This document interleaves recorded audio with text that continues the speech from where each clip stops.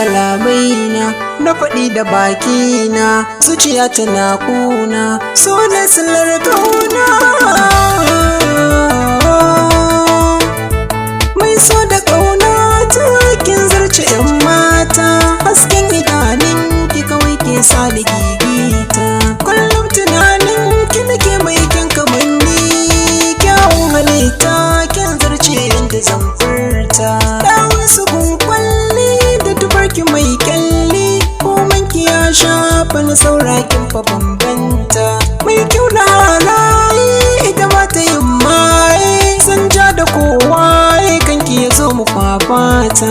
Ki zana bakan mu so ni haɗin rabu, tamkar ki babu cikin taro da 'yan mata.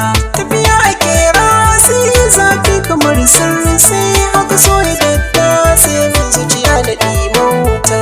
Marshi yake ranci waka sana'a ce, ka saya ka jajirce sai wata ranka ga wurta. Masoyiyata ce a gare ni kanwa ce, kan san tana zauce ta sanya ni ɗimauta. Da zare ake hula ku ji yau ina shela, kan san ta na yi kwalla wani ba na so ya raɓe.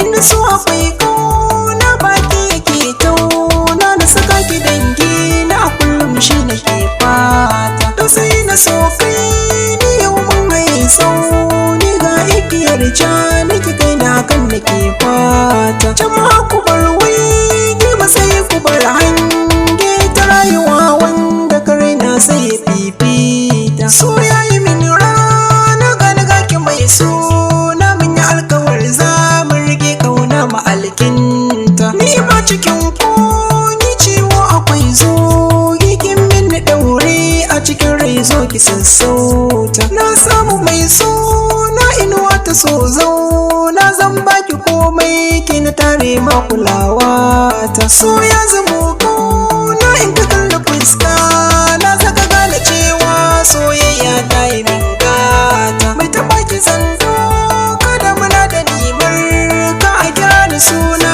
na raɗa domin ki argata. Mai tarbiya gata ko ina na nuna ta, 'yar makaranta a sa'anni ta yi yorata. Yanayi na takun da kamshin tufafin tashi yake gwada min ta yi so auta cikin mata. Kwalliya da na hanga ko idan ta ɗauwai ga sarauniya haka suke cewa kawayenta. Jarumai suke zo ga igiya cikon ga sai farin ciki in na tuna zaki zama matata. Magana da zaurance da kalawa ke zance, na gane baiwa ita Allah ke